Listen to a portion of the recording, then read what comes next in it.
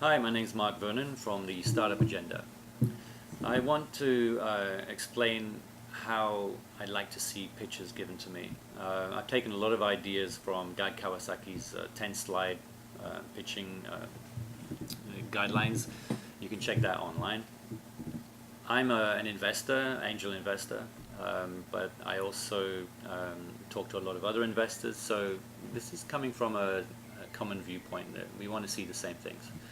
So the first thing is, let's go straight into the 10 slides. And the slides can be 10 to 15, but it's a guideline around about 10. Keep the point size on your slides to 30 point, because if you make it really small, it's hard for me to read. It's also that you can get a lot more information on the slide, and that's not what I want. I want you to focus on the core of what you want to do, and bigger font size will get you to focus a lot more. The first slide should have your company name, your address, your email, so, details I can get in touch with you again.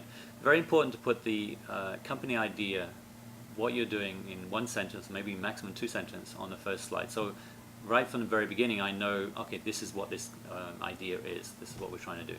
If you've got graphics, later on in slides, if you've got graphics, put them up. If you've got videos, they explain more than graphics. And if you've got a demo, that's the point where you can say, like, let's go to the demo and show you that. Really important, don't read, like if I'm going to say company name, your name, don't read from the presentation, because I'm going to read faster than you're going to be able to talk. So I'm not concentrating on what you're saying, I'm just reading the slides. So have this up on, have your text on the slide, but then paraphrase it. Just say, talk around it, but don't read from the presentation. So the first thing, like the second slide, the first thing you should concentrate on is, what is the problem, what is the opportunity, what's the pain you want to alleviate, what pleasure you want to give.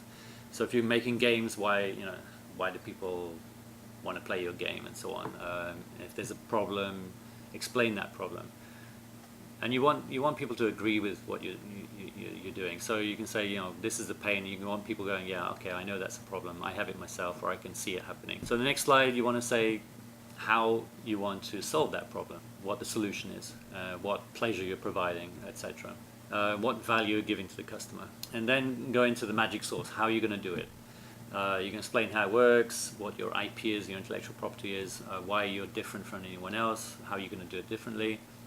At this point, if you have a demo, graphics, a working model, everything, this is where you need to show it. The business model is next, so I want to know how you make money out of this, and how I'm going to get some money back. If I invest, I want to know how I'm going to get my money back. Different kinds of models. I've listed a few here. You might have your own, but a lot of them follow this model. So you've got a subscription service per month, per year charges. You charge per service. So you've got a one-time fee for doing something. Freemium is where you offer a lot of services for free, and then you have to upgrade to use more services you want. So you hook the users in early, you hook them in with free services, and you make money later on. Advertising model, which you've seen a lot on the internet, especially with games, free software, tools online, etc. So the buy low, sell high is a traditional e-commerce model. You're buying something lower and you're selling it higher. That's the normal model, online or offline. Revenue as a percentage of transaction is like a marketplace. So you're going to help people sell, but you're going to take a cut of the price as it goes through. And then there's the build a customer base and worry about the money later. That's applicable if you've got a lot of funding and you don't really have to worry about it, and for a few years. So you're seeing models like Twitter, even Facebook earlier on. Companies that worry about eyeballs first, and then you think about how they're going to monetize. Important to point out to someone like me is, how much does it cost to get that business? Now, a lot of people say, we've got $1 billion business, and if we get 10% of that, then we're all good, right? But that's not what I want to hear. I want to say, well, if we can get this many customers, and this is how much it costs to get them, then we can scale up with more money. but you got to show me how much it costs to get each customer and what that customer is going to bring in. So if it costs you $10 to get a customer, and then you're going to bring in $100 over a year or 2 years, then you can work out, if we get 100 customers or 1,000 or 10,000, you can scale up from there. So that's the bottom-up approach, not the top-down approach. So the competitive analysis. So you got to tell me, what the competition is, who's out there, and don't tell me there's no competition. There's always competition, whether it's direct or it's indirect. And the more information you can give on competition, the better.